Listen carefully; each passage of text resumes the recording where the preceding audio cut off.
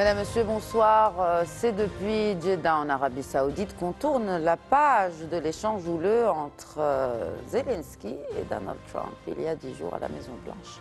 Le premier engagement acté a été la reprise immédiate de l'aide américaine à l'Ukraine et aussi la reprise du partage de renseignements ô combien précieux en temps de guerre. Parmi les résultats de ces négociations aussi, Kiev accepte la proposition américaine d'un cessez-le-feu de 30 jours avec la Russie. Alors que signifie cela concrètement sur le terrain? Quel compromis concéderait Kiev? Quel serait le leitmotiv de Vladimir Poutine pour accepter de suspendre les combats? Il s'agirait d'un cessez-le-feu complet, à savoir ligne de front, infrastructures critiques dans les airs et en mer. Alors sous quelles conditions peut-il être prolongé? La paix, oui, mais à quel prix? La guerre a commencé il y a 3 ans, mais ses prémices remontent à une décennie depuis ces accords de Minsk. Si les tractations se font par l'intermédiaire des États-Unis, la balle est désormais dans le camp du Kremlin, avec cette formule inédite prononcée par le secrétaire d'État américain Marco Rubio.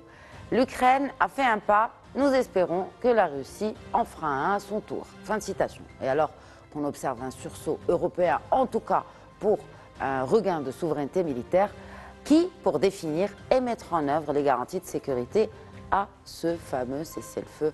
Nous allons tenter de répondre à ces questions et aussi d'analyser leur background historique en compagnie de mes invités. Tout d'abord, c'est joint à nous depuis Beni Mellal, professeur d'histoire en sciences politiques, professeur Boutaina Ben Salem. Bonsoir et merci de vous joindre à nous. Bonsoir, merci de m'avoir invité. Merci à vous de nous rejoindre. Et se joint à nous aussi depuis Metz, cette fois en France, enseignant, chercheur, expert en gestion des conflits et des crises, professeur Patrick Cancel. Bonsoir et un plaisir renouvelé de vous accueillir dans cette émission. Bonsoir, plaisir partagé. Alors, professeur Cancel, première question. Les Américains ont décidé de suspendre leur aide militaire à l'Ukraine. Pourquoi ils ont décidé soudainement de reprendre cette aide à l'Ukraine? Rappel des faits avec vous, Patrick Cancel. Oui, alors, on en avait parlé il y a une dizaine de jours sur ce même plateau, où je vous avais dit que Trump et la Maison-Blanche allaient taper sur Zelensky tant qu'il ne céderait pas sur un point. Premier, c'était les matières premières, et le deuxième point, c'était les concessions territoriales, c'est-à-dire le fait que Zelensky demeure jusqu'au boutiste dans le fait qu'il fallait un accord de paix sur la base des frontières de 2014, même d'avant, de Minsk II, était une posture considérée comme inacceptable par Washington. Et donc, on lui a tapé dessus, on l'a qualifié de dictateur, on l'a menacé de sanctions, de tout perdre, de suspension des aides militaires, du renseignement. Ce qui est sans doute le plus grave, parce que le renseignement est extrêmement important, le renseignement stratégique américain est extrêmement précieux pour les Ukrainiens. Et donc, menacé de tout perdre, plus la réunion houleuse dans le bureau ovale, Zelensky a été amené, comme on l'avait évoqué il y a 10 jours, à devoir faire des concessions. Ces concessions ont été faites habilement, ce n'est pas lui qui a négocié, ce sont ses représentants, et ils ont donné le sentiment de céder sur tous les points parce qu'ils n'avaient pas le choix. Quand on dit sur tous les points, bon, il s'agit bien sûr lié à la question des minerais. Cela a été évoqué par Marco Rubio dans une déclaration. L'accord sur les minerais donnera aux États-Unis un intérêt direct dans la sécurité de l'Ukraine, selon ce même secrétaire d'État américain. Mais quelles sont les autres concessions? Est-ce que les Ukrainiens accepteraient que Zelensky, ou en tout cas que leur gouvernement, concède des terres en l'occurrence? Est-ce que vous pensez que ça fait partie des concessions que Kiev a données pour décrocher ce cessez-le-feu? Alors, les événements récents ont démontré que Kiev n'avait pas le choix. Ils n'ont pas le choix, ce terrain est occupé par les Russes. On peut polémiquer sur le caractère russe ou non russe de la Crimée. Entre nous, la Crimée est russe. Le sujet, c'est pas ça. Le sujet, c'est que la Russie a mis la main sur la Crimée de force, au lieu de suivre un protocole qui avait été celui décidé dans les accords internationaux, dans l'accord de Minsk II. Donc il y a un enjeu, le fait d'avoir enfreint les lois internationales et violé l'intégrité de l'Ukraine malgré des accords internationaux. C'est ça le sujet finalement côté européen, c'est que si on donne raison aujourd'hui à Poutine en faisant des concessions, c'est que la force prime sur la loi. L'Europe, sa posture depuis 1945, c'est le contraire. Alors, vous allez me dire, on est critiquable sur tout un tas de points, sans doute, mais ça reste le cœur des valeurs européennes, c'est que la loi prime sur la force. Donc là, l'Ukraine n'a pas le choix. Les concessions, il va falloir les faire. on n'en est pas à un accord de paix, on en est à un cessez-le-feu. Et on le voit sur le cessez-le-feu. Au début, la posture des Européens et des Ukrainiens, il y a une posture homogène de la part des différentes parties prenantes sur le continent européen. C'était de dire on fait une trêve dans les airs et sur les mers, pas au niveau terrestre. Pourquoi ? Ce qui a été dit à juste titre, c'est que c'est très compliqué de surveiller une frontière, une ligne de front de 1000 km de long. On parle de 50 000 hommes, ça fait 50 hommes au kilomètre. Ça fait un soldat tous les 20 mètres. Comment voulez-vous contrôler correctement l'infiltration de commandos, de groupes de combat avec un effectif aussi léger, hein. Alors que dans l'air et sur les mers, l'Europe a sans souci une domination aérienne et une capacité de contrôle. Donc là, il n'y a pas d'inquiétude à avoir sur cette dimension-là. Le terrestre, c'est un peu plus compliqué. L'Ukraine a dit oui aussi pour le terrestre parce qu'ils n'ont pas le choix. L'Ukraine a la hache, la guillotine sur le cou. Les aides américaines sont trop précieuses, notamment sur le renseignement, pour dire non. Et Zelensky ne pouvait pas se permettre de rester dans une posture telle que celle qui était sa posture à la sortie de la Maison-Blanche, c'est-à-dire celle de c'est vous le méchant, c'est vous qui êtes en tort, et on va vous faire partir. Et c'était inacceptable, évidemment, pour Zelensky et pour les Ukrainiens. La pression était trop forte, ils ont cédé. Et effectivement, comme on l'a dit, Washington a tapé sur Zelensky jusqu'à obtenir ses premières concessions. Et comme cela a été dit également, la balle maintenant est du côté des Russes. Justement. Merci pour la transition, professeur Cancel. Vous me la facilitez pour professeur Ben Salem. La question n'est pas simple, mais on voit, hein, la balle est dans le camp des Russes, mais jusque-là, le Kremlin, Poutine, reste silencieux face à cette initiative américaine. Est-ce qu'on peut dire que dans ce jeu d'échecs, est-ce qu'on peut déjà prévoir, peut-être deviner la prochaine action du président russe dans cette proposition américaine? Mais de toute façon, Trump a tendu une perche au président Poutine puisqu'il il a insisté sur la question des territoires. Et ça, c'est le bas qui blessait au niveau ukrainien parce que la guerre, elle a émergé pour le problème des territoires. Donc là, abandonner des territoires, c'est une concession douloureuse, hein, c'est presque amer. Et Poutine a très bien clarifié qu'il n'allait pas céder les territoires. Bon, maintenant, bien sûr, il ne va pas répondre rapidement, c'est une question de politique. S'il donne rapidement sa réponse, s'il accède rapidement aux demandes de Trump, c'est comme se montrer prêt à recevoir des ordres des États-Unis. Donc, il se fait attendre un petit peu. Voilà, il va négocier. Je pense que c'est un jeu politique, mais lui-même, il est dans ce bourbier, ça fait 3 ans. Donc, c'est vrai que ces derniers temps, il avance sur le terrain, mais ça n'empêche pas qu'il a perdu beaucoup par les sanctions, par la guerre, et il est en train d'affronter quand même une armée qui est soutenue par les armées européennes, qui est soutenue par les États-Unis, et donc c'est quand même quelque chose qui épuise la Russie. Donc je pense qu'il ira. La seule chose, le seul problème qu'il y a, c'est comment garantir que la Russie ne profite pas de ce cessez-le-feu pour aller plus loin. Parce qu'un cessez-le-feu, c'est toujours fragile, que ce soit pour les Ukrainiens ou pour les Russes, parce que ça peut laisser un statu quo. Et quand c'est pas réglé, ça va être une autre guerre. Et est-ce que ça va mener à des négociations beaucoup plus sérieuses pour pouvoir régler ce problème? Les deux côtés doivent s'asseoir et discuter. Mais en attendant, il faut des garanties de sécurité. Alors, pour qui? Pour garantir la sécurité, le bon déroulement de ce cessez-le-feu? Est-ce que ce serait les Européens ou en est l'ONU? Peut-être on peut se poser la question pour garantir la sécurité. Jusqu'à quel point les Européens peuvent être impliqués dans ces garanties de sécurité, professeur Cancel? Alors, juste un petit point sur Vladimir Poutine. Lui ne s'est pas exprimé. On parlait d'échiquier, le roi n'a pas parlé, mais les pions bougent. Oui. Sergei Lavrov a dit il est hors de question, pour répondre à votre question, que ce soit des Européens, que ce soit des forces de l'OTAN qui soient déployées en Ukraine. c'est limite un casus belli, quoi. Enfin, c'est pas acceptable. Inversement, vous avez Dmitri Peskov, le porte-parole du Kremlin, qui lui a dit on va discuter, on va voir, pourquoi pas, c'est ouvert. Et puis des acteurs politiques, que ce soit au Parlement, que ce soit dans la sphère autour de Vladimir Poutine, qui disent un cessez-le-feu est inacceptable.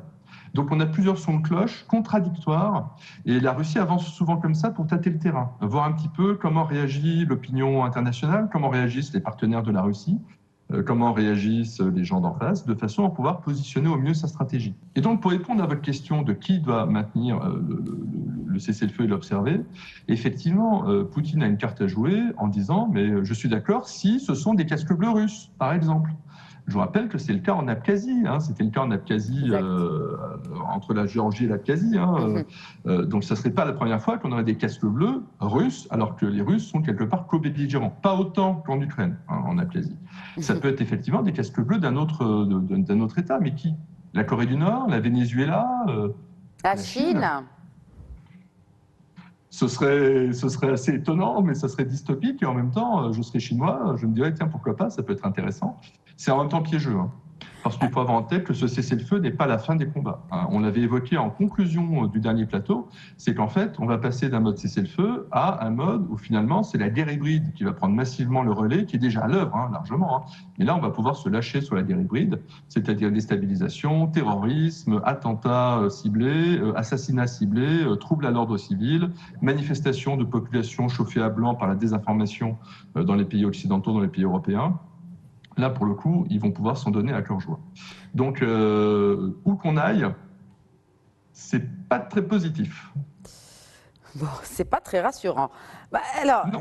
Mais c'est aussi, j'ai envie de dire, c'est une guerre hybride et c'est surtout dès le premier jour du déclenchement de cette guerre, c'est une guerre d'information, c'est une guerre informationnelle. Il y a 10 jours, je pense que ça va rester dans les annales de la Maison-Blanche, c'est cette rencontre entre Vladimir Zelensky et Donald Trump qui a tourné au fiasco. Professeur Ben Salem, ma question, elle est justement par rapport à ce qu'on a compris. Et à ce moment, d'ailleurs, quand on avait interrogé nos observateurs, on parle d'un revirement de la diplomatie ou de la politique étrangère américaine. Alors au final, est-ce que c'était un coup de bluff ou c'est vraiment une réaction impulsive du chef de l'État américain? Mais je pense que le président Trump a une manière d'agir sur la scène internationale et politique qui n'est pas celle d'un politicien ou d'un diplomate, mais surtout d'un homme d'affaires, d'un négociateur. Donc il voit les intérêts économiques, ce que ça peut rapporter aux États-Unis, et puis le moindre engagement, le moindre... Et il est vrai qu'il a demandé des concessions sur les terres rares à l'Ukraine. Le seul problème, c'est que Trump aime avoir comme une sorte de spectacle, puis montrer sa force, dire aux gens qu'il est là pour faire la paix, qu'il peut s'imposer, taper sur le bureau. Malheureusement, le président Zelensky n'était pas bien préparé. Il a agi de manière spontanée, mais il a tenu le coup. Il a dit ce qu'il pensait, parce que pour les Ukrainiens, la peur, c'est une garantie, parce qu'ils sont en train de jouer leur survie. C'est leur territoire, c'est leur futur. C'est un problème qu'ils traînent, et ils ne veulent pas continuer dans ce sens-là. Donc lui, il veut des garanties. On l'avait informé au début, avant de rentrer. Il y a des sénateurs qui lui avaient dit « Attention, il ne faut pas tomber dans le piège, il ne faut pas répondre au président, il faut acquiescer un petit peu, laisser les choses passer, parce que c'est ramener des journalistes et puis discuter des choses qui d'habitude se discutent avec clos. Voilà, c'était vraiment un coup de... Enfin, c'est aussi pour ajouter plus de pression. C'est vrai que ça ne se fait pas diplomatiquement, c'est choquant, et M. Zelensky a passé un moment terrible, et puis après, il s'est rattrapé, et il n'a pas le choix. Est-ce qu'on peut parler comme de prémisse d'un divorce entre les Européens et les Américains, professeur Cancel, et quid de cette souveraineté militaire de l'Europe? Est-elle vraiment réaliste aujourd'hui?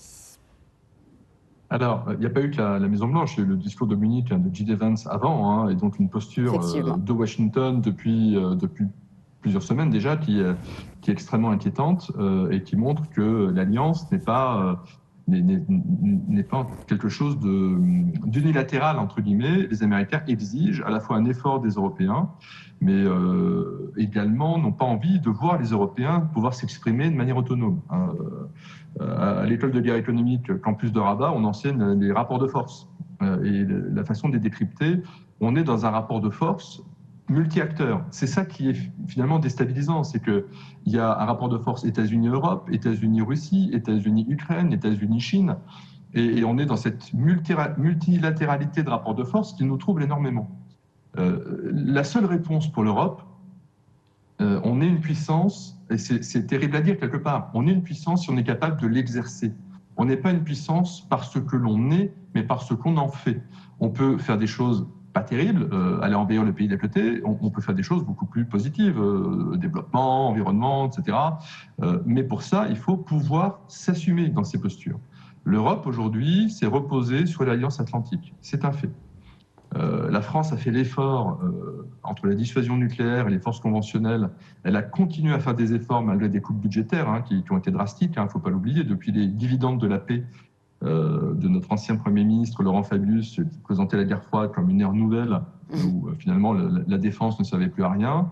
C'est un échec stratégique patent. On s'est un peu oublié. Donc il y a un enjeu de sursaut. Le problème, c'est qu'entre les pays européens qui ont peur effectivement que demain la Russie soit une menace à leurs frontières et qui s'arment très vite, mais en important des équipements américains. Là, on parle des pays nordiques, de la Pologne, exactement. Baltique la Pologne aussi, achète des chars sud-coréens. La Pologne, clairement, oui. On achète des avions américains, des chars sud-coréens. Alors, tant mieux pour ces exportateurs dans ces pays-là, mais c'est pas ça qui apporte de la souveraineté. Les F-35, donc le chasseur de nouvelle génération, c'est comme Starlink. Elon Musk a dit aux Polonais, moi je coupe quand je veux. Le F-35, les Américains le coupent quand ils veulent. Mais pourquoi la France ne vend-elle pas ses Rafales à l'Europe? Pourquoi elle les vend en dehors de l'Europe? Pourquoi elle les vend à l'Inde, à d'autres pays? Bien sûr. On fait des concessions, les pays européens font des concessions aux États-Unis depuis 50 ans. L'Allemagne est opportuniste dans ses choix industriels, elle fait bosser son industrie, et quand son industrie ne sait pas faire, elle fait de la diplomatie. Est-ce que c'est intéressant de faire du franco-allemand? Pourquoi pas, si j'apprends des choses, si je récupère des technologies. Sinon, j'achète américain pour dire, regardez, chers Américains, on est toujours vos amis, on est loyaux, et je vais prendre du F-35, et puis voilà. Donc, il y a un piège, en fait.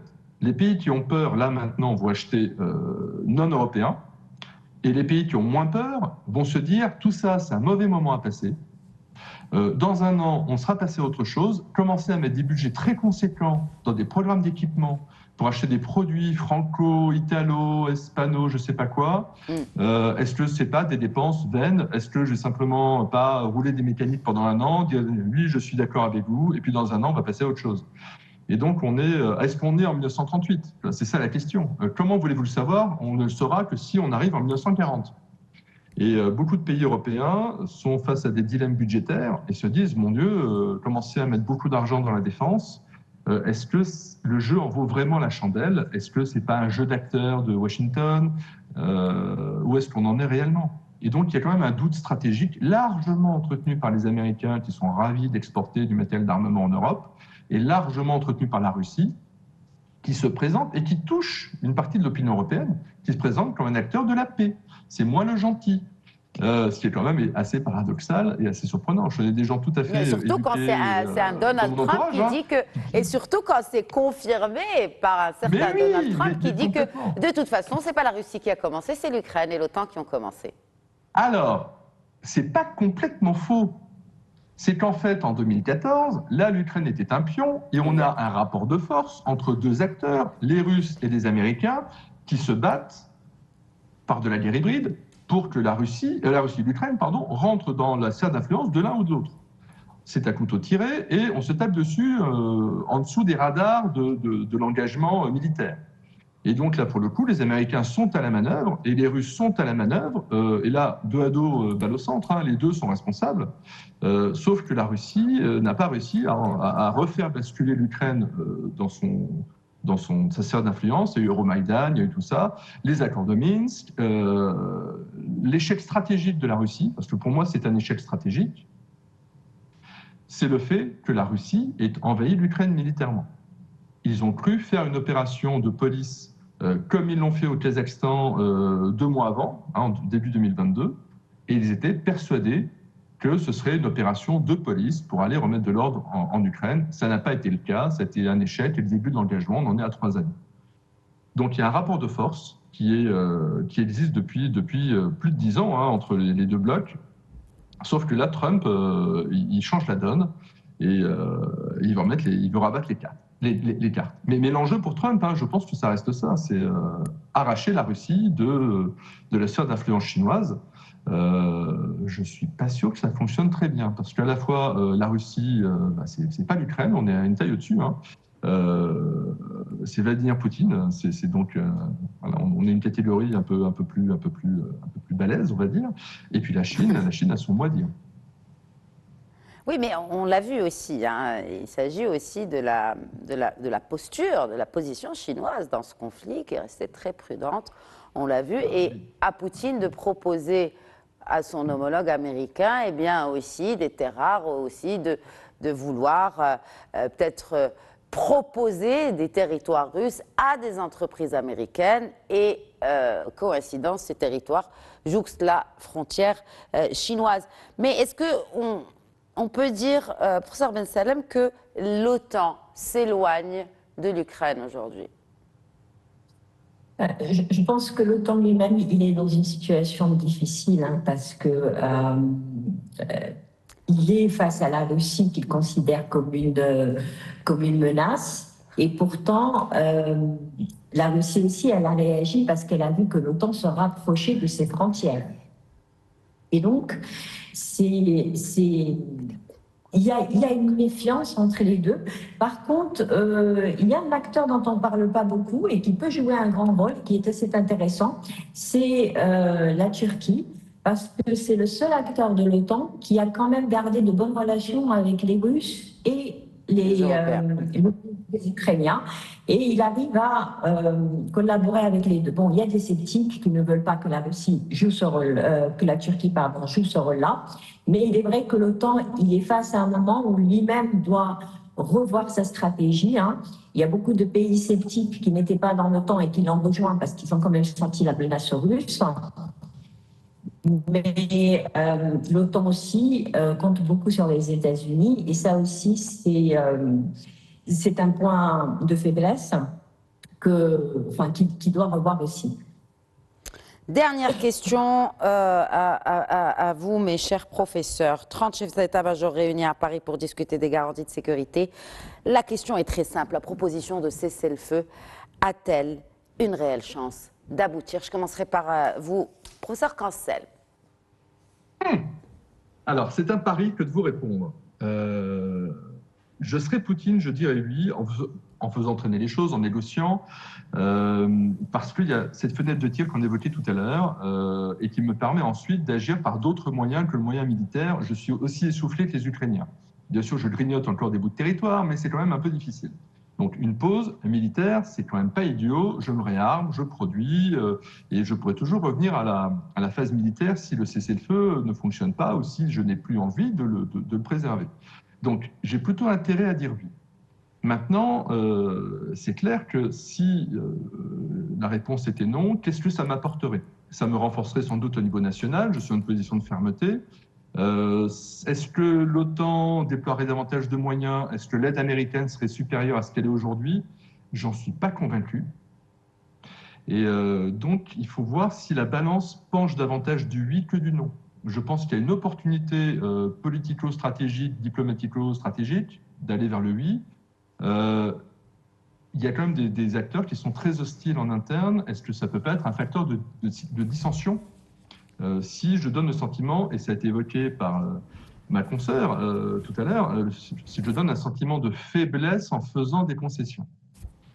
Donc j'ai tendance à dire plutôt oui, en mettant les formes, en traînant un peu, voilà, en ayant des exigences, et puis bien sûr derrière en faisant de la guerre hybride.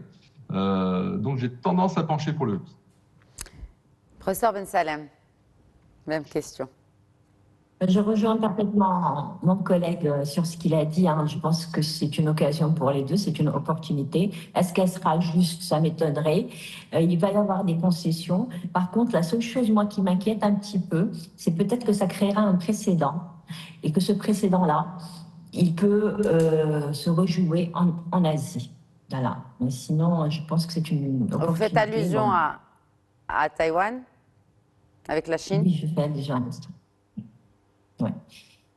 Je pense que c'est la seule chose qui peut peut-être soulever des interrogations parce qu'on aura là vraiment un type de précédent. Mais sinon, c'est une occasion pour les deux. Qui fera plus de concessions, qui fera moins? Est-ce que ça durera? Est-ce que ça durera pas? Ça, le temps nous le montrera. Absolument, le temps nous montrera, mais les choses évoluent tellement vite et à une vitesse quand même assez inédite qu'il nous est même des fois parfois difficile de suivre tout ce qui se passe et de pouvoir les analyser. Mais c'est ce qu'on tente de faire dans le cadre de cette émission. Grâce à vos expertises, encore une fois, je vous remercie, Patrick Ancel et Boutaina Ben Salem. Merci beaucoup d'avoir été avec nous. Merci à vous. Merci et Merci à vous. merci, professeur. Voilà, c'est la fin de cet épisode. Très bonne soirée.